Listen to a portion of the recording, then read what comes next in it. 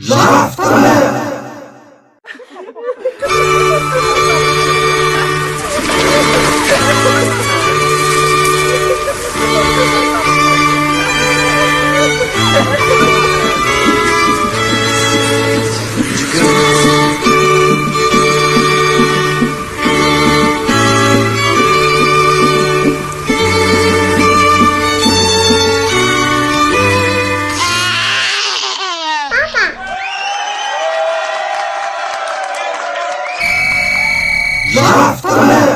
Bonjour et bienvenue dans le numéro 11 de Jaf ta mère, l'émission de radio de l'association Équité Parentale, depuis les studios de Périgueux avec Stéphane sur RLP 102.3. Aujourd'hui, un spécial couple homoparentaux.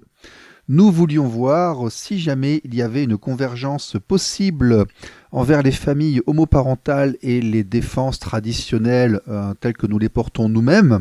Nous avons donc interrogé Nicolas Fagé, qui est le porte-parole de l'APGL, l'association des parents gays et lesbiens. Est-ce que vous confirmez, vous en tant que porte-parole, que, à terme, nous pouvons avoir une énorme union sans plus faire aucune distinction sur le type de famille? Bien sûr. Puis, Denis Milsando, de l'association Contact. Pour moi, quand on parle de famille, on parle de toutes les familles. Il n'y a pas de discrimination à faire. Et nous avons enfin eu un entretien assez avancé avec Héloïne Thévenet-Fouillou, la vice-présidente de l'association Les Enfants d'Arc-en-Ciel. La mère qui a porté l'enfant a plus en charge le soin aux enfants. Ce qui n'est pas toujours le cas dans les faits. Ah mais dans l'imaginaire collectif... Je bois vos paroles.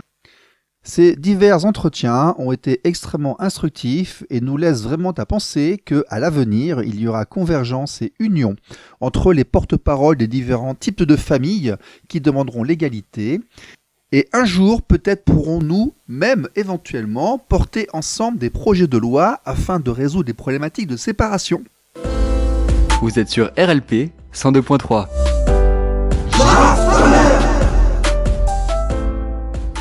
Au niveau des rencontres avec les élus, l'association Égalité Parentale de Thierry Berger a rencontré le 3 mars Caroline Janvier, députée du Loiret à Orléans, commission des affaires sociales.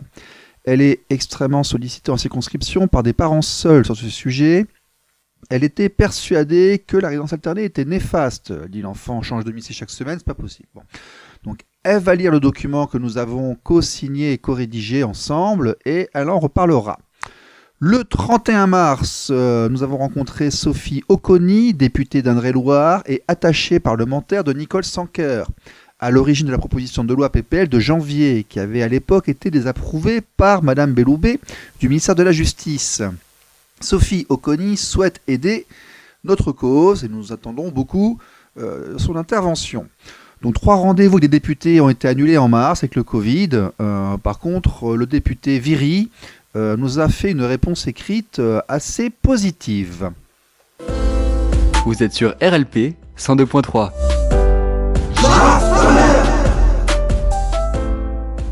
Des nouvelles d'Arnaud qui n'a toujours pas revu son petit Loïc depuis février et qui est confronté à la problématique de tous ceux qui ont leurs enfants de manière temporaire ou autre à l'ASE, où visiblement les infos qui nous reviennent sont celles-là.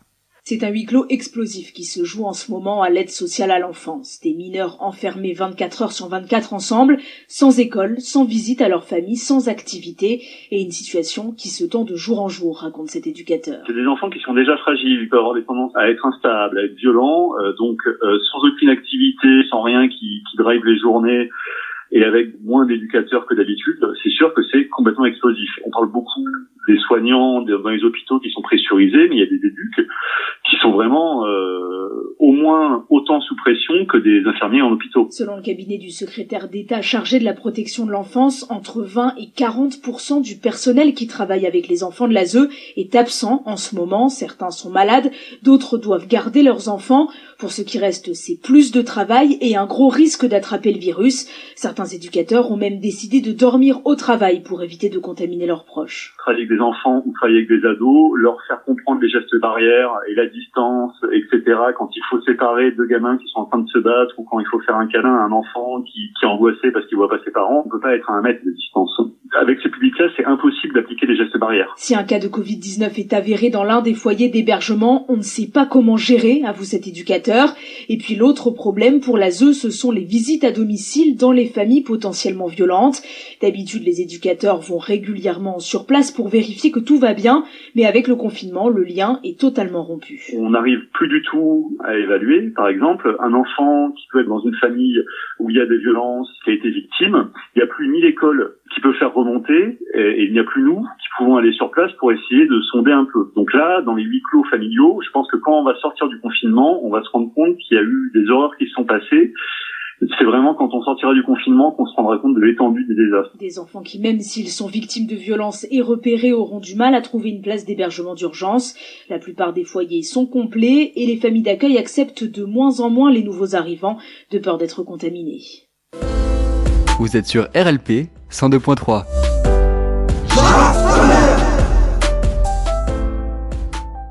L'association Équité Parentale défend les droits parentaux en demandant l'égalité selon l'article 1 de la Constitution qui indique que chaque citoyen est égaux devant la loi. Dans le cadre des permanences, notamment de Périgueux, voici des témoignages, la réalité des discriminations dans les séparations devant le juge, c'est ça. Voici maintenant le témoignage de la semaine. Bonjour, je suis séparé de mon ex depuis pratiquement 6 ans. Il y a eu un désaccord au départ sur la façon de s'occuper de la petite. Donc elle s'est vexée parce que je la critiquais. Elle a commencé à dire du mal de moi ainsi que de tout mon entourage et de mes clients, donc j'ai perdu mon travail. En m'accusant moi et mon frère d'agression sexuelle sur la petite. J'ai perdu mes droits parentaux avant de les retrouver plus tard. Elle a déménagé plusieurs fois en changeant de département afin de m'empêcher de voir ma fille. J'ai vu très peu ma fille, parce que durant 4 ans et demi, jusqu'à ce qu'on se rende compte qu'il n'y avait rien du tout. Lors d'un droit de garde, ma fille, alors âgée de 6 ans, m'a expliqué qu'elle s'était faite violer, probablement par son demi-frère. Ça a été confirmé par certificat médical. Le tribunal a classé toutes mes plaintes pour NRE 8, sous prétexte qu'elle ne le faisait plus, et en parlant de la météo, alors que je faisais 800 km aller-retour à chaque fois. Par contre, la plainte pour viol n'a pas été jugée, enquête en cours depuis 2 ans. Et à chaque fois, je dois ramener ma fille chez sa mère, alors qu'elle continue de se plaindre de choses anormales. Voilà ma vie depuis 6 ans, alors que je voulais juste aimer ma fille. Vous êtes sur RLP 102.3.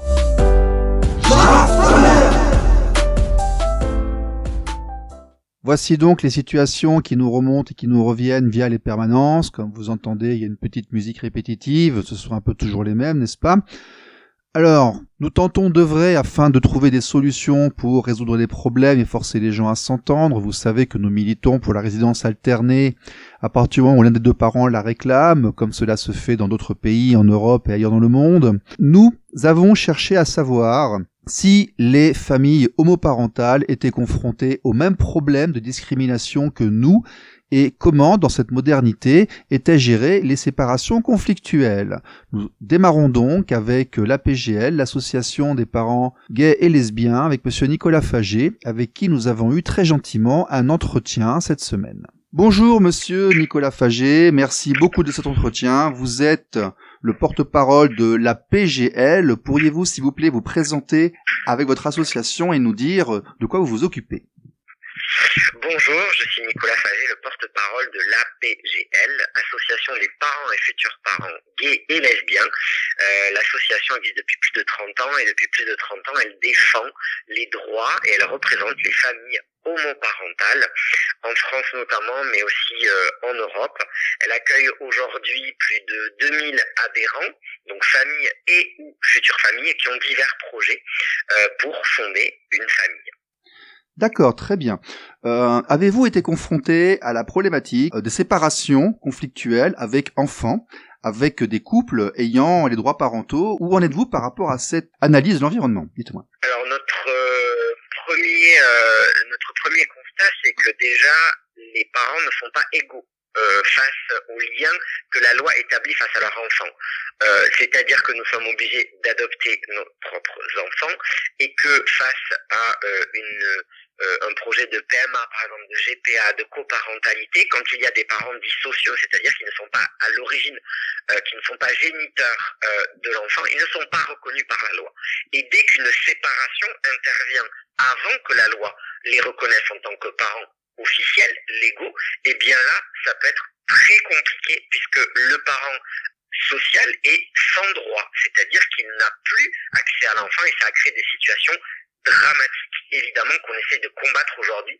Nous, nos revendications, c'est l'égalité, l'entrée dans le droit commun, c'est-à-dire que tous les parents aient les mêmes droits vis-à-vis de l'enfant, qu'ils l'aient procréé ou non. Le deuxième problème, oui, c'est quand il y a séparation, c'est-à-dire une fois que les deux parents sont reconnus légalement, eh bien on rentre dans des conflits que évidemment l'ensemble des couples qui sont parents légalement, notamment hétérosexuels, connaissent.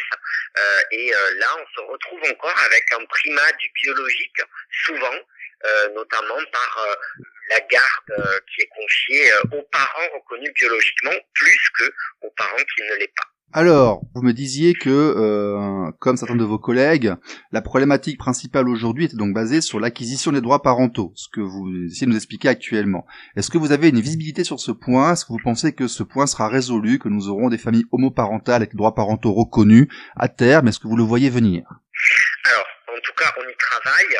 On l'espère, oui, on le voit venir, notamment dans la loi qui est censée être en cours de discussion, qui est inscrite donc dans les lois de bioéthique, qu'on appelle la loi PMA pour toutes, qui doit donc permettre à deux femmes de procréer en France et d'être mères en même temps, c'est-à-dire quand la naissance de l'enfant intervient, elles sont au même moment inscrites sur un livret de famille. Il n'y a plus de processus d'adoption qu'on leur impose aujourd'hui. Donc ça, c'est clairement un pas en avant pour nous, une reconnaissance du parent social en une espèce de beaux-parents aujourd'hui si on considère les familles hétérosexuelles. Et ça, pour nous, c'est une avancée et on espère qu'elle ira plus loin, et c'est ce qu'on demande d'ailleurs. On demande à ce que, tout simplement, hors cadre de PMA, les autres personnes qui font des projets parentaux qui ne sont pas biologiquement attachées à l'enfant puissent devenir parents dès la naissance quand ils en font le projet, quand ils en donnent l'intention. D'accord. Dans ce cadre, avez-vous déjà été confronté à des problématiques basées sur la résidence alternée? Et même si ces problématiques sont, on va dire, relativement nouvelles pour les familles homoparentales, est-ce que vous y avez réfléchi entre vous de manière philosophique? Et comment est-ce que vous considérez cette solution qui a l'avantage d'être pacificatrice, égalitaire et de permettre à l'enfant de garder un accès avec ses deux parents? Alors, la garde alternée fait partie de projets chez nous, dans les homoparents, notamment ceux qui font de la coparentalité. La coparentalité peut être composée d'un couple d'hommes et d'un couple de femmes, d'un couple de femmes et d'un homme, d'un couple d'hommes et d'une femme. Dans ce cas, ces couples et ces personnes seules ne vivent pas ensemble et organisent dès le départ, dès la conception de l'enfant, une garde alternée. Donc c'est quelque chose qu'on voit très régulièrement pour nous, qui peut intervenir aussi évidemment après la séparation d'un couple, qui se fait assez naturellement pour la plupart des couples, mais dans certains cas assez conflictuels, l'intervention d'un juge est nécessaire et cette garde alternée est organisée. Et c'est là où, quand la loi ne protège pas, quand le parent n'est pas reconnu, où ça peut être très difficile et que l'enfant peut perdre cet accès aux parents et que la garde alternée ne peut pas être possible parce que le juge ne peut pas s'appuyer sur un lien légal pour la permettre aux parents sociaux. On va élargir, c'est quand le juge en fait n'écoute que la parole de la mère biologique. Bien sûr, mais malheureusement, au-delà de la parole, les avocats et les personnes privés de ses droits, ses parents sont droits, malheureusement, ils n'ont pas d'arsenal législatif. Le juge ne peut pas faire la loi. On en est là aujourd'hui. Les juges nous disent on ne peut pas faire la loi à la place du législateur. Il y a des jurisprudences, il y a tout un tas de choses, mais malheureusement, le juge est confronté à une barrière qui est celle de la loi, qui exclut les parents de même sexe, les parents sociaux de même sexe de la loi. On essaye notamment de faire passer actuellement certains cas via la possession d'État, c'est-à-dire devenir parent par constatation d'un juge. Eh bien, ça nous est tout simplement impossible parce qu'on est tout simplement de même sexe que le parent géniteur avec lequel on se sépare. Et c'est tout simplement une discrimination qui est honteuse aujourd'hui, puisqu'elle elle détruit une famille, elle détruit le lien qu'a un enfant avec son parent et elle concède la toute-puissance au biologique, et ça évidemment nous on le combat depuis bien longtemps. Eh bien écoutez monsieur, je vais être ravi d'avoir une confirmation d'une très très grande loi pour nos auditeurs, mais je ne l'ai pas fait depuis longtemps. Nous avons, les familles, de manière générale, nous sommes confrontés aux mêmes problèmes, et les intérêts des familles homoparentales vont rejoindre à terme les intérêts des familles, on va dire, traditionnelles, parce que ce n'est qu'une question de temps avant tout ceci ne se mélange et se mixe, et nous allons devoir tous ensemble trouver des solutions pour les problématiques qui ne seront pas faites en bon entendement chacun de notre côté, mais lorsque nous devrons, en situation conflictuelle, demander l'assistance de la justice et des services sociaux qui, eux, sont un petit peu en décalage par rapport aux réalités du terrain. Donc, est-ce que vous confirmez, vous, en tant que porte-parole, que, à terme, nous pouvons avoir une énorme union, on va peut-être rassembler la défense des droits parentaux des familles de manière générale, sans plus faire aucune distinction sur le type de famille? Bien sûr. Et ça serait, nous c'est notre combat, on a toujours défendu le droit des pères, le droit des mères, le droit des femmes, le droit des hommes. Et tout cela, on met une chose au centre de nos débats et de la philosophie des projets que l'on veut faire avancer, c'est l'enfant, la famille, l'intérêt de l'enfant, l'intérêt de la famille, de la construction de l'enfant.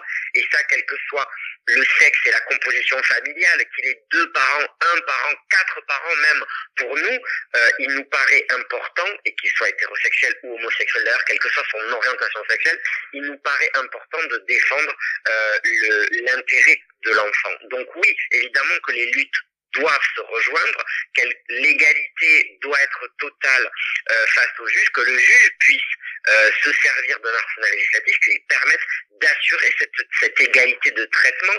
Et là-dessus, évidemment, sur cette bataille juridique législative, on doit tous, parents biologiques et sociaux d'ailleurs, œuvrer dans le sens de l'intérêt de l'enfant, quelle que soit notre orientation sexuelle. Très bien. Nous sommes sur la même ligne. Merci beaucoup, Monsieur Fagier. Je suis très heureux de vous avoir entendu dire ce que je répète à l'antenne depuis longtemps et dont j'étais convaincu depuis très longtemps. Merci à vous. Bonne continuation. Merci. Merci à vous. Au revoir. Au revoir. Vous êtes sur RLP 102.3.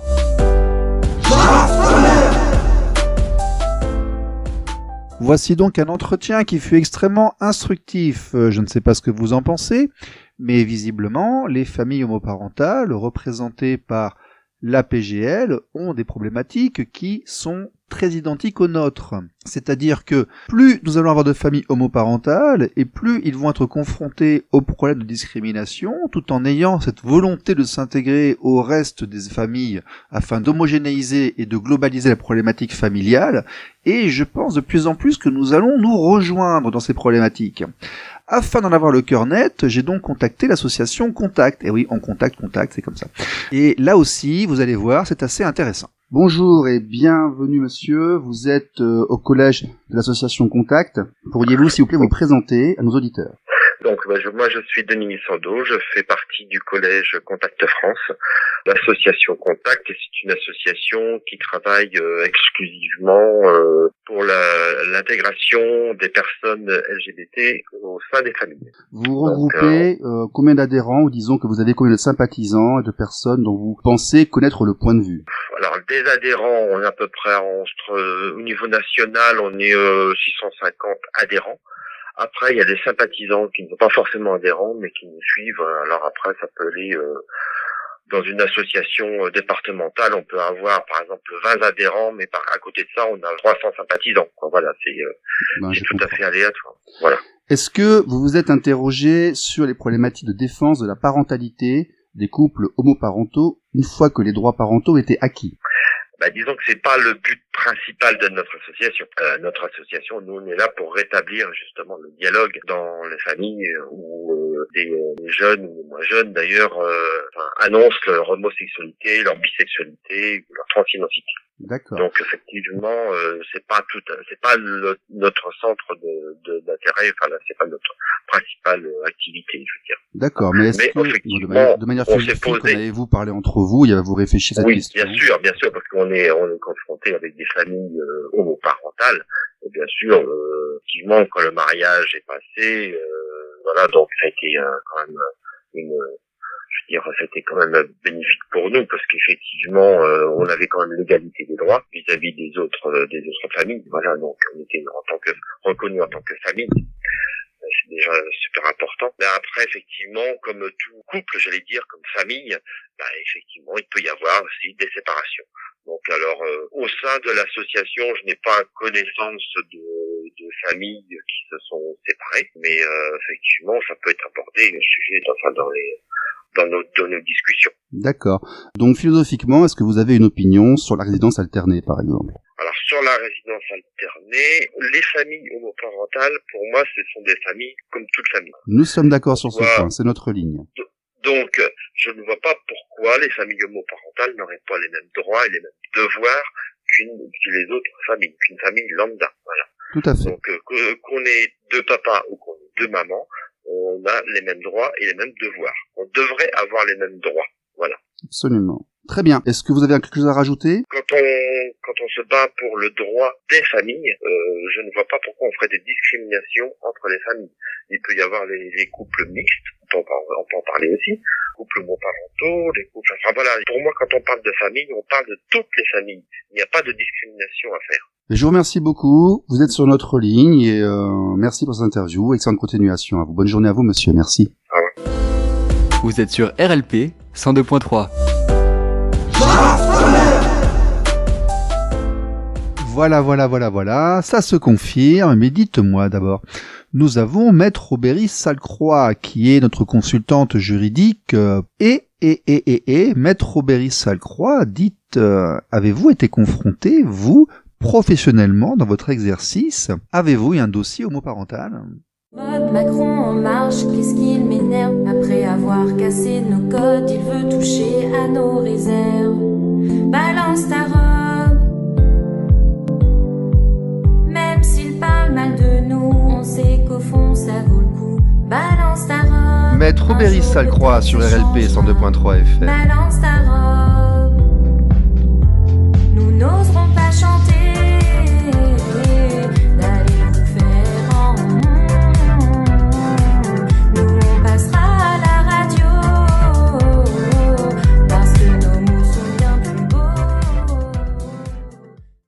Maître Aubéry Salcroix sur 102.3 FM, bonjour. Dans cette émission spéciale couple homoparentaux, vous m'aviez dit que vous aviez eu un dossier sur une famille homoparentale de couple de lesbiennes. Comment cela s'est-il passé ? Oui, bonjour Stéphane. Alors en effet, la situation est assez rare. Enfin, en tout cas, moi, pour l'instant, j'ai eu qu'un seul couple homoparental à gérer en procédure judiciaire. Donc un couple de lesbiennes, comme vous l'avez indiqué, avec donc une maman d'intention qui a revendiqué un droit de visite et d'hébergement sur l'enfant qu'elle avait élevé comme si c'était son propre enfant durant plus de 8 ans, avec une opposition farouche de la mère biologique. Donc heureusement pour nous sommes tombés sur une magistrate qui était assez éclairée. Bon, ça n'a pas été une partie de plaisir quand même, on sentit quand même une réticence, mais nous avons obtenu qu'il y ait un droit de visite et d'hébergement classique, comme j'ai envie de dire dans des couples parentaux classiques. Ça a été assez difficile à obtenir, avec une faveur qui est toujours donnée à la parentalité biologique plus que sociale et d'intention, et on observe un petit peu la même chose dans les couples reconstitués, même hétérosexuels, avec les parents, souvent les papas, qui ont énormément de mal à faire reconnaître leur investissement dans l'éducation de l'enfant après plusieurs années de séparation, et un lien du sang qui continue de prédominer, mais avec une évolution, je trouve, en tout cas sur les couples hétérosexuels recomposés. À voir maintenant ce que ça donnera avec l'homoparentalité, puisque ça ira avec le développement du contentieux grâce aux lois sur la procréation médicalement assistée et l'adoption par les couples hétérosexuels. Pensez-vous qu'à l'avenir, nous allons voir arriver de plus en plus de familles homoparentales ? Oui, c'est ce que je vous disais effectivement, avec le développement des adoptions et des procréations médicalement assistées, nous allons avoir davantage de couples homoparentaux. Sans compter la gestation pour autrui qui reste en suspens pour l'instant.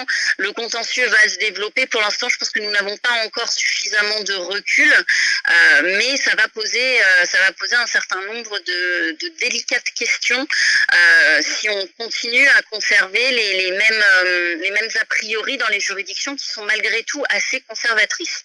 Très bien. Écoutez, merci beaucoup et bon confinement. Merci, au revoir.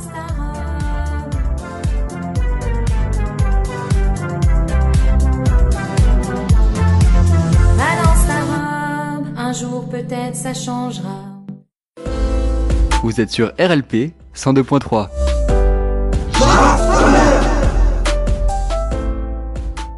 Voilà, c'était Maître Robéry Salcroix. Nous avons, l'intime conviction que le nombre de couples homoparentaux évoluera à l'avenir, dans le futur. C'est une évolution qui est absolument irréversible. Tout ceci n'est qu'une question de temps avant que tout se mixe, se brasse et se mélange dans les différents types de configurations familiales. Alors, je suppose que vous vous souvenez de Cédric Plessis, à qui nous avons consacré une émission il y a 2 semaines, avec son titre Enono qui reste dans la tête. Eh bien, un ami à lui, Youssef, vient de produire un titre qui s'appelle Always and Forever. Youssef fait plus de 10 000 km chaque mois pour voir sa fille. Il habite à Dubaï et il fait des allers-retours pour l'avoir 24 heures parce qu'il y a une ONC. Voilà. Bon, c'est compliqué, donc il va essayer de quitter Dubaï et de revenir en France pour rester plus longtemps pour voir sa petite. Mais comme il peut se le permettre, effectivement, on ne peut pas tous faire 10 000 km par mois, mais lui le peut, et il a produit cette chanson que nous aimons beaucoup, qui est très intéressante, qui est très jolie, et qui est donc le titre de la semaine. Voici maintenant la chanson de la semaine. Talia, you know Daddy loves you, right? That's right. Always and forever. 'Cause everything I do it for my baby girl. Oh yeah, and every single breath I take is because she is my world. Always and forever, she's my life. Always and forever, I will fight. Always and forever. Always and forever. Check me out, yo. It was always my dream to have a baby girl. Now it's reality. Talia, you are my world. Just know I'm thinking of you, hoping I can see you every day. I'm doing everything I can to be with you. They try to stop me from seeing you. They won't win. I'm always gonna be there for you. I'm all in. My beautiful mix, French and Lebanese. Having you with me is all I need. That's why I'm traveling like I do from Dubai to Paris. I got so much love in my heart and I wanna share it. Don't listen to the bullshit, you know the truth. For you, there's nothing that your daddy wouldn't do. Nah, hugs and kisses, giving you the best wishes. Devoting my life is my only mission. Even though I'm not there every day, I wish I could be. Really wish it was only you and me. 'Cause everything I do it for my baby girl. Oh yeah, and every single breath I take is because she is my world. Always and forever, she's my life. Always and forever, I will fight. Always and forever. Always and forever. Just remember, Talia, you are beautiful, you are clever, and I will always be proud of you. Always and forever. Vous êtes sur RLP 102.3. Always and Forever de Youssef sur RLP 102.3 dans Jaf ta mère, une bien jolie chanson pour la petite Talia. Alors, voici maintenant venir un entretien avec Héloïne Thévenet-Fouillou, qui est la vice-présidente de l'association Les Enfants d'Arc-en-Ciel. Je tiens vraiment à remercier Héloïne parce que Elle m'a consacré beaucoup de temps, elle a été très claire. Il faut savoir que l'entretien que je vous diffusais dure à peu près 20 minutes, mais nous avons passé ensuite quasiment 2 heures au téléphone, et c'était vraiment extrêmement instructif. Nous avons quelqu'un capable d'avoir de véritables raisonnements intellectuels, et je pense vraiment qu'il y a convergence, et que les problématiques des LGBT, à partir du moment où ils deviennent parents, qui constituent des familles, rejoignent absolument tous les discours que j'entends dans les permanences, dans les manifestations, de manière traditionnelle. Donc ce n'est qu'une question de temps avant que nous fusionnons tous, en fait, dans nos demandes de défense. Et écoutez cette discussion, ce peu de débat entre Héloïne Thévenet-Fouillou et moi-même, Stéphane Lambert, le président de l'association Équité Parentale. Voilà, c'était il y a une semaine. Bonjour et bienvenue sur le Jaftamer numéro 12, avec aujourd'hui Héloïne Thévenet-Fouillou, la vice-présidente de l'association Les Enfants d'Arc-en-Ciel, qui sera avec nous dans l'émission d'aujourd'hui. Héloïne, vous êtes là ? Oui, je suis là. Oui, bonjour, merci d'être avec nous. Est-ce que vous pouvez, s'il vous plaît, nous parler un peu de votre association, nous dire quel est son historique, comment elle s'est construite et combien de personnes sont avec vous ? Alors, notre association, elle s'est construite à partir d'un forum, en fait, au départ. On n'était pas une association au tout début, on était un forum qui regroupait beaucoup de parents ou futurs parents qui cherchaient des informations justement pour fonder une famille homoparentale. Donc au bout d'un moment, on a décidé de monter cette association pour pouvoir soutenir des démarches juridiques, entre autres, pour faire valoir les droits de nos familles. C'est dans ce but-là que l'association a été créée au départ et s'est développée ensuite. D'accord. Est-ce que aujourd'hui vous pouvez nous dire la visibilité que vous avez sur combien de familles qui ont été confrontées malheureusement au drame du divorce conflictuel ? Est-ce que vous avez une visibilité sur beaucoup de cas ? Alors non, on n'a absolument pas de visibilité sur le nombre. Déjà parce que au niveau des cas de divorce, il n'y a pas de statistiques qui sont faites différenciant le genre des parents, et heureusement. Donc on sait qu'il y a des séparations conflictuelles qui sont pas toutes des divorces d'ailleurs. Quand ce sont des divorces, il y a au moins un droit qui s'applique, ce qui n'est pas le cas pour les couples qui se séparent sans avoir été mariés. Oui, tout à fait. Est-ce que vous avez été confronté à des soucis de respect des droits parentaux ? En fait, moi, ce que je cherche à savoir, c'est nous parlons depuis la voix des pères. On se plaint du fait que le justice familial fonctionne mal, que certains parents soient discriminés, qu'il soit extrêmement difficile d'obtenir la continuité du lien avec nos enfants. Et vous, dans la modernité, dans les familles homoparentales, est-ce que vous avez des retours de situations face à la justice, et comment ça s'est passé ? Voilà. Évidemment, c'est quelque chose qui revient très régulièrement, et en particulier pour les couples qui ne sont pas mariés ou qui n'ont pas été suffisamment longtemps pour pouvoir faire l'adoption de l'enfant du conjoint. Puisque pour nos familles, la filiation, elle peut pas s'établir dès la naissance, comme dans le cadre d'un couple hétérosexuel. Il faut faire une adoption de l'enfant du conjoint. Nos enfants sont pas considérés quand on n'a pas porté son enfant, nos enfants sont pas considérés dès la naissance comme étant nos enfants. On est considérés comme un tiers dans leur famille, quelqu'un qui n'a pas de lien familial avec eux. Donc, il faut faire une adoption de l'enfant du conjoint, mais pour ça, il faut être marié. Si on n'est pas marié, on n'a pas le droit de faire cette adoption. D'accord. Ça complique, effectivement. Donc, c'est très problématique, puisque pour les familles qui sont séparées sans avoir été mariées éventuellement, ou sans avoir en tout cas pu faire cette adoption, le parent social, donc le parent non statutaire, le parent qui n'a pas porté l'enfant, qui n'est pas reconnu comme parent officiellement, n'a aucun droit. Il est pas reconnu comme faisant partie de la famille de l'enfant, légalement. Oui. Donc évidemment, dans ce cas-là, quand une séparation se fait bien, quand une séparation se fait relativement sereinement, et qu'il y a une volonté de la part des deux parents de maintenir le lien de l'enfant avec son parent social, on arrive à avoir une continuité, mais le parent social n'a toujours aucun droit, aucun lien de filiation établi. Oui, c'est logique. Donc, et ça, c'est quand on arrive à partir de là, il n'y a pas de garde non plus. D'accord. Ça, c'est quand on déjudiciarise et effectivement qu'on arrive à, en bon entendement, de manière responsable, à s'organiser en dehors de l'institution. Mais ça, c'est pour les familles pour qui ça se passe bien. Oui, tout à fait. Il y a aussi, évidemment, comme pour toutes les familles, des couples qui se séparent pour qui ça se passe mal. Et c'est quand même relativement fréquent. Donc, quand on a la chance d'avoir une filiation qui est établie vis-à-vis de son enfant, on peut faire valoir des droits. On peut demander la garde. On peut demander à avoir son lien avec son enfant qui est maintenu. Quand on n'a pas de lien légal avec son enfant, quand on est considéré comme un étranger, on ne peut pas demander à avoir la garde. Même pas la garde complète, on peut pas demander à avoir la garde alternée, on ne peut pas exiger de maintenir le lien avec un enfant.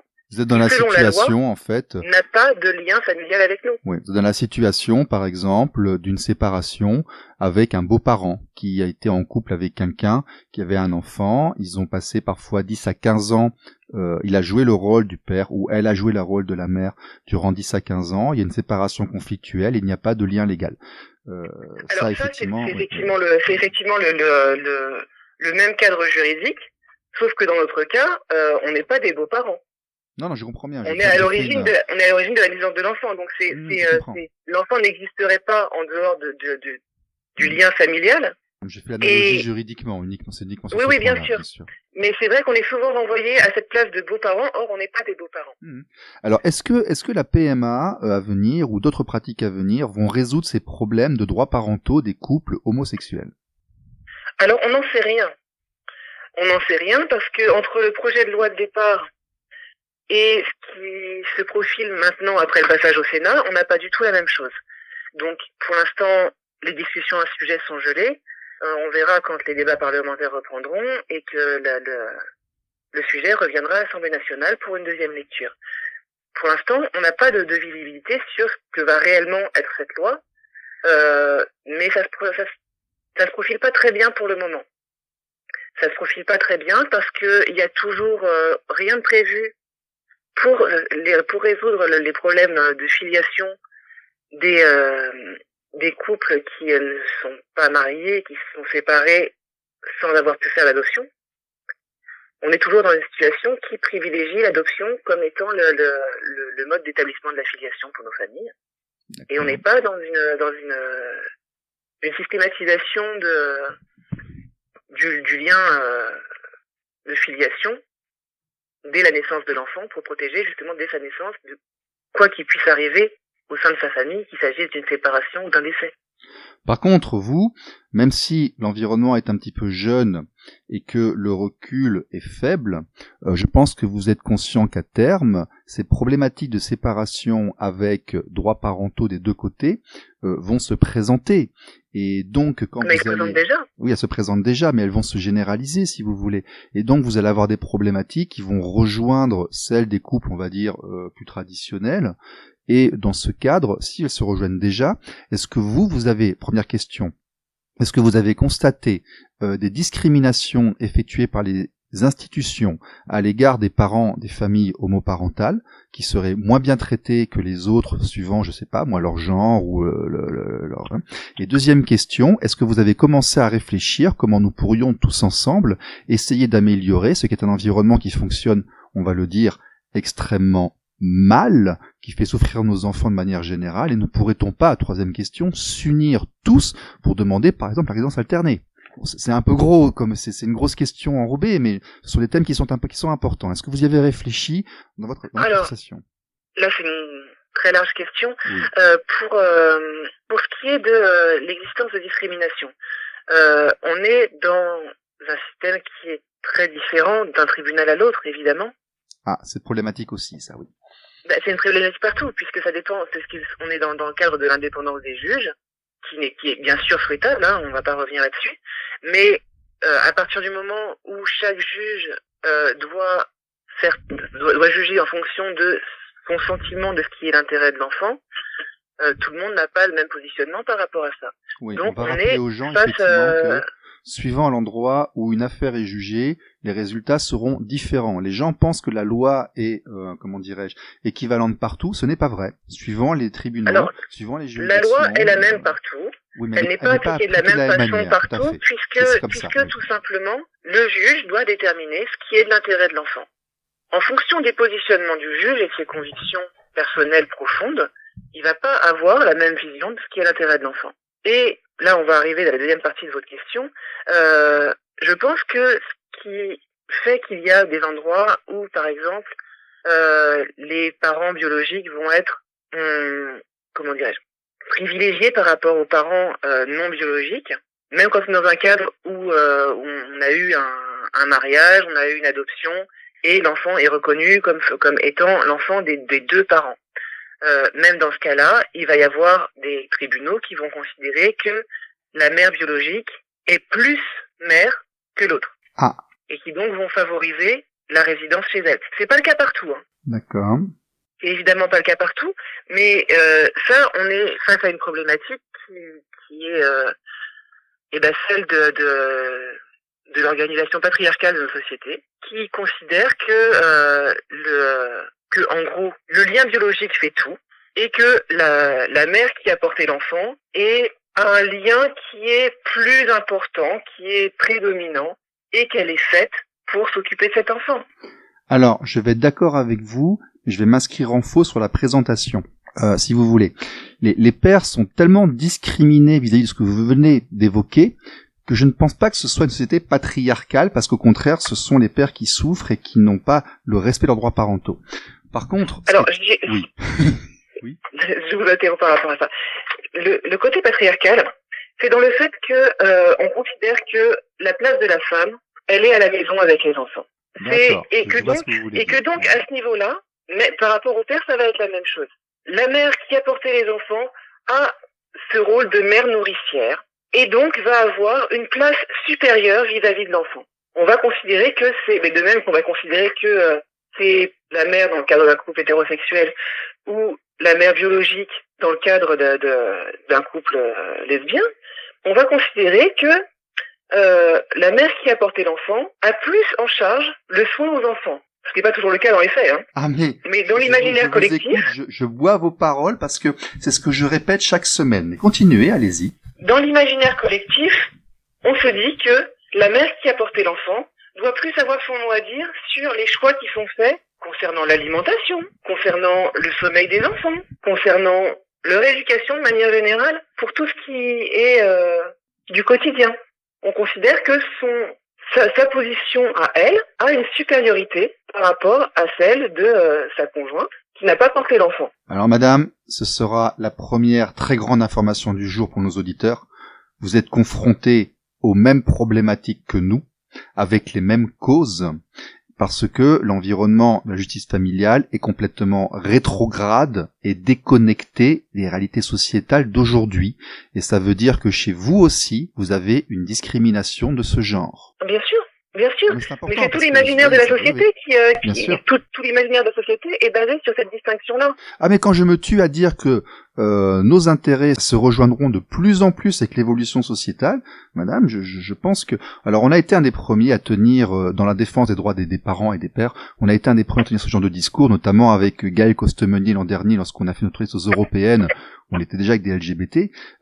Nous pensons que l'état notamment archaïque et obsolète des théories tenues par la justice familiale font que les couples de la modernité vont être confrontés aux mêmes problèmes que nous lors des séparations conflictuelles avec enfants, c'est-à-dire qu'ils vont privilégier la mère qui biologiquement aura porté l'enfant. Et le jour où nous aurons même carrément deux hommes qui auront des droits parentaux avec un enfant, ils auront beaucoup de mal à les faire respecter via ces services judiciaires et ces services sociaux, nous allons avoir des complications. Alors ça existe déjà, hein. Nous avons déjà, mais elles vont s'accentuer. Alors je suis pas forcément d'accord sur le fait qu'elles s'accentuent nécessairement. Je pense qu'il y a aussi une évolution de la société à ce niveau-là, qui de plus en plus se détache. Je parle pas au niveau de nos hommes politiques, hein, ça c'est encore autre chose. Mais au niveau de la vision sociétale, on a quand même de plus en plus de capacité à entendre le fait que un parent qui n'est pas biologique est un parent, le fait que un homme peut être un parent autant qu'une femme. C'est quelque chose qui fait son chemin, et heureusement. Mais par contre, nous avons bien du mal. Hein. J'ai même des exemples, si vous voulez, où le JAF a donné la garde à la maman et où celle-ci était dysfonctionnante, et plutôt que de remettre les enfants au père, ils ont préféré le placer. Hein. J'ai des dossiers que nous suivons qui vont dans ce sens. Après, on peut pas. Chaque procédure est individuelle et on peut pas savoir en étant de l'extérieur pour quelle raison la garde n'a pas été donnée alors qu'il y a un parent qui est là. On a quand même nous régulièrement des familles où la résidence alternée est prononcée, parfois alors que l'un des parents n'est pas forcément d'accord. On a des droits de visite et d'hébergement qui sont prononcés parfois alors que le parent biologique s'y oppose. On a une évolution à ce niveau-là et je pense que ça va aller dans ce sens-là de plus en plus parce que justement il y a une visibilité qui est donnée aux familles de plus en plus. On a toujours évidemment des moments où il va y avoir des discriminations et des appels qui sont à faire, etc. Mais ça, on peut pas l'empêcher. Il y aura toujours des procédures. À partir du moment où il y a conflit, de toute façon, il va toujours y avoir un moment où il va falloir déterminer où est la vérité. Oui, et puis il faudra trancher dans l'intérêt des enfants. Oui, mais ça, l'intérêt des enfants, quand un parent dit blanc et l'autre parent dit noir, bien malin qui, en n'étant pas dans la famille, peut déterminer lequel a raison. Alors donc là, ça, je pense que pour n'importe quelle famille, quand il y a un conflit parental, c'est forcément quelque chose de compliqué. Tout à fait. Et c'est pour ça que nous militons pour la déjudiciarisation. Et nous voulions, à une époque, aider à faire la promotion de la résidence alternée par défaut. Nous nous sommes rendus compte que toutes nos tentatives au niveau législatif, par exemple, ont été bloquées avant discussion de loi. On a fait plusieurs essais, nous en parlons sur le site, nous en parlons régulièrement à la radio, et nous avons eu la surprise de nous rendre compte que une grande partie des personnes qui étaient opposées à éventuellement cette résidence alternée par défaut venaient du mouvement LGBT. Et ça a été, comment dirais-je, une très grande surprise pour moi, parce que, après réflexion et en vous écoutant, j'ai confirmation, il me semble que nous aurions absolument tous intérêt à nous unir et à demander un système de manière automatisée qui privilégie le respect des droits parentaux, quels qu'ils soient, tant que le parent n'est pas dysfonctionnant et on établit la demande. Est-ce que vous voyez ce que je veux dire ? Je pense que je vois ce que vous voulez dire. D'accord. Je pense que le fait de réclamer une déjudiciarisation est une erreur, parce que dans le cadre d'un conflit familial, il y a parfois besoin d'avoir justement ce positionnement extérieur neutre qui va permettre la médiation. Il y a le concordat familial qui se met en place. Mais oui, des avocats vont mettre en place. Sauf que tous les parents ne sont pas forcément d'accord pour suivre une médiation. Non, mais si le parent 1 demande l'ARA qui n'est pas dysfonctionnant, pourquoi est-ce que le parent 2 l'en empêcherait ? Parce que selon le parent 2, il est dysfonctionnant. Si un parent veut la résidence alternée et que l'autre parent ne le veut pas, il a forcément des arguments qui soient recevables ou pas. Oui, mais tout est... Mais de son point de vue. Absolument. C'est pour ça que nous, on demande effectivement à ce que ce soit... Donc, il va forcément y avoir besoin qu'une personne extérieure fasse la part des choses entre ce qui est du domaine du réel et ce qui est du domaine du biais d'un des parents. Oui. Alors là, c'est une avancée. C'est une avancée très claire. Je pense que sur ce point-là, nous pourrions avancer ensemble. Et moi, j'attends le moment où les couples homoparentaux, confrontés parfois aux injustices du divorce, aux dénonciations calomnieuses, aux procédures qui s'étendent durant des années alors que les enfants sont en bas âge, s'intéresseront à cette problématique pour la simplifier, pour l'automatiser, pour le bien de nos enfants, et où nous arrêterons, si vous voulez, de nous opposer, mais nous le ferons tous ensemble. J'attends ce moment venir. Et j'espère que vous le voyez venir aussi, vous, peut-être ? Alors, je ne suis pas convaincue qu'il puisse y avoir une unité quelconque en matière de parentalité. Ah. Quel que soit, je parle pas nécessairement en fonction du fait qu'il s'agisse de personnes LGBT ou pas. On a tous des positionnements différents, des attentes différentes et des visions différentes de la parentalité. Et on n'a pas tous les mêmes souhaits par rapport à ça. On peut être parent, se séparer et ne pas vouloir de garde alternée pour soi. Oui, donc on reprend le cas où nous avons un parent 1 et un parent 2. Il y a une séparation. le parent 1 demande à avoir la résidence alternée, il n'est pas dysfonctionnant. Donc, pourquoi est-ce que le parent 2 pourrait s'opposer à la résidence alternée? Donc on rentre dans la problématique des événements géographiques volontaires et autres, et je pense que cette problématique, si vous voulez, concerne tous les types de parents et tous les types de droits parentaux. On parle du cas où la personne est capable et qu'elle en fait la demande, et nous ne voyons pas pourquoi on pourrait la lui refuser. Et nous pensons que mais parce que tout simplement, et justement, je pense que de plus en plus, quand un parent en fait la demande, de plus en plus, la résidence alternée est favorisée par les juges. Si la mère est d'accord, c'est-à-dire si la personne qui a biologiquement porté l'enfant est d'accord. Et nous retombons sur l'argumentation que vous avez eue il y a à peu près 10 minutes. Mais on a aussi des cas où la personne en question, la mère biologique, n'est pas d'accord et où c'est jugé comme ça quand même. C'est de plus en plus fréquent.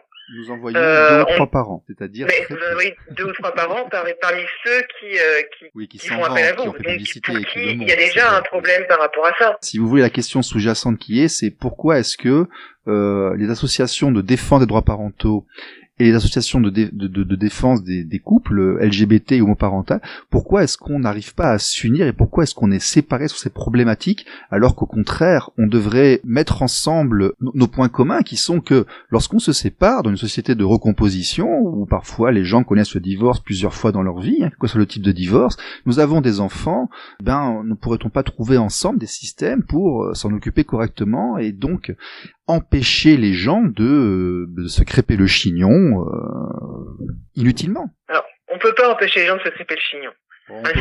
Une séparation qui se passe mal, elle se passe mal. Il y a un conflit qui est à régler, tant qu'il n'est pas digéré, ça continue à se passer mal. On peut pas empêcher on peut pas forcer les gens à se séparer dans de bonnes conditions. À mon avis, c'est utopique. Donc, un moment où ça se passe mal, à mon avis, on peut pas empêcher que ça arrive. Après, on a ce cadre légal qui permet la garde alternée, qui est quand même favorisé de plus en plus et qui est de plus en plus accepté par les familles, par les parents, alors qu'ils sont dans une séparation qui n'est pas forcément sereine. Mais parce que ça devient de plus en plus acceptable et normal. Parce que jusqu'à il y a peu de temps, cette même vision patriarcale de la société faisait que une mère qui ne demande pas la garde de son enfant, c'est une mère indigne. Un père qui ne demande pas la garde de son enfant, qui se contente d'un droit de visite et d'hébergement, ça choque personne. Une mère qui le fait, on estime qu'elle... Une mère qui le fait, ça dépend. Ça dépend de la situation. Ça dépend complètement de la situation. Dans le cadre, par exemple, l'un des parents qui se sépare part vivre pour son travail ou pour d'autres raisons à quelques centaines de kilomètres. Évidemment que la résidence alternée n'est pas possible. Oui, nous avons des propositions pour ce point-là. Dans ce cadre-là, le parent qui part peut se dire ça va, de toute façon c'est pas possible pour les enfants de venir une semaine sur 2 et je vais pas faire 400 km tous les matins pour les emmener à l'école. Mais au-delà de ça, ce parent qui fait ce choix d'accepter cette situation et de voir ses enfants un week-end sur 2 et la moitié des vacances scolaires, le fait parce qu'il pense que c'est ce qu'il y a de mieux pour ses enfants. Et ça, j'estime que personne n'a à le juger. Un parent qui fait le choix d'accepter il verra ses enfants qu'un week-end sur 2 parce que ça leur offre une stabilité à eux. Je pense que c'est quelque chose que le parent a bien réfléchi et il le fait pas sur un coup de tête, il le fait pas sans réfléchir. Donc je pense que c'est quelque chose qu'il faut respecter quand le parent fait ce choix-là. Oui, alors je vous ai bien entendu. Je ne vous cache pas que j'ai l'impression que la réflexion sur ces problématiques est encore évolutive et va encore avancer dans le temps au fur et à mesure que de plus en plus de personnes seront confrontées à ces points-là, si vous voulez. Si nous avons beaucoup avancé dans ces problèmes d'éloignement géographique volontaire, d'aliénation parentale, d'instrumentalisation de la justice, de dénonciation calomnieuse pour priver l'autre de ses droits parentaux, c'est parce que nous avons été confrontés depuis longtemps. Peut-être que nous ferons cette union au niveau législatif, proposition de loi, avec les gens de vos associations, le jour où vous aurez peut-être été autant confrontés à ces problématiques, peut-être que nous pourrons apporter des réponses en commun. C'est ce que m'inspire en fait vos réponses. Ma grande satisfaction aujourd'hui, c'est de voir que l'origine des réflexions, qui sont le fait de privilégier la mère biologique dans l'attribution des droits de garde, est quelque chose auquel vous êtes aussi confrontés. Et je pense que peut-être en empilant philosophiquement sur ce point, nous pourrons arriver à l'avenir, au lieu de nous écharper à l'Assemblée sur telle ou telle proposition, peut-être que nous pourrons un jour en proposer communément. Alors, moi, ce que je vous dirais, c'est que pour l'instant, outre le fait que je pense que quand même il y a une avancée nette et que la mère biologique n'est pas systématiquement privilégiée à l'heure actuelle, en dehors de ça, ce que je vous dirais, c'est que pour nous, la priorité, elle est pas là. Parce qu'on n'en est pas à une équivalence en droit. Vous avez, vous, des problématiques qui sont celles qu'elles sont parce que vous avez des droits parentaux. Parfois des difficultés à les faire valoir, mais les droits existent. Vous êtes reconnu comme parent. À partir du moment où vous avez un enfant, vous l'avez reconnu à sa naissance, globalement, oui, ça a été fait par présomption de paternité, mais cet enfant est reconnu comme le vôtre depuis l'instant où il a ouvert les yeux. Nous, on n'en est pas à un système où on peut se baser sur cette existence reconnue du lien de filiation. On en est encore à devoir batailler pour pouvoir faire reconnaître le fait qu'on est parent. Je comprends et je suis avec vous sur ce point-là parce que nous sommes sur la défense des droits parentaux. On ne discute pas un droit parental, on en est pour sa défense, mais c'est aussi peut-être pour cela que la réflexion sur ces problématiques est peut-être moins aboutie parce que vous y êtes moins confrontés encore, mais nous avons la certitude que, vu la façon dont les choses évoluent, vous allez y venir, vous vivrez les mêmes choses que nous parce que vous allez avoir 2 parents homoparentaux qui auront des droits parentaux et qui vont aller se crêper le chignon devant le juge. Il faudra bien trouver une manière, tous ensemble, de protéger les enfants, vous voyez, on va y arriver. Je pense que dans les années qui viennent, pour l'instant, on en est à faire en sorte d'avoir une solution pour que les parents sociaux puissent justement faire valoir et le droit de demander à un juge de faire respecter leurs droits parentaux. Pour l'instant, c'est quelque chose qu'on n'a pas dès la naissance de nos enfants. C'est quelque chose qu'on en est à réclamer. On est vu faire des procédures judiciaires pour simplement être reconnu comme faisant partie de la vie de nos enfants.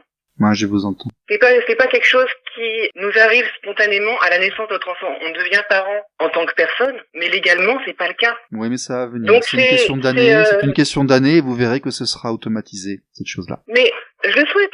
Ça sera. Mais par contre, pour ce qui est des conflits parentaux, évidemment que ça existe déjà. Évidemment que ça existera toujours parce que des séparations qui se passent mal, ça continuera à exister. Mais simplement, le fait d'avoir déjà un droit qui vous reconnaît en tant que parent, c'est déjà quelque chose qui vous permet de demander à faire valoir vos droits. Eh ben écoutez, voilà, c'était la raison pour laquelle je voulais discuter avec vous aujourd'hui. Mon grand rêve est qu'un jour nos droits parentaux à tous soient établis et que nous puissions travailler ensemble à la défense de ces droits et non plus nous opposer dans nos tentatives, parfois maladroites, mais que nous essayons nous de mettre en place. C'est une espérance pour l'avenir. Je pense que dans ce que vous nous avez dit aujourd'hui, en tout cas chez vous, il y a les graines et je vous remercie d'avoir accepté d'en parler avec nous. Avec plaisir. Merci. Bonne journée, merci beaucoup, au revoir. Bonne journée, au revoir. C'était donc Héloïne Thévenet-Fouillou, vice-présidente de l'association Les Enfants d'Arc-en-Ciel, que vous trouvez sur internet, enfants-arc-en-ciel.org, qui est un collectif de plusieurs associations. On y trouve le Gyrophare, Adéos, le GLAC 45, il y a un certain nombre, ils sont assez connus, et qui se placent sur la défense des droits parentaux des couples homoparentaux. Vous êtes sur RLP 102.3.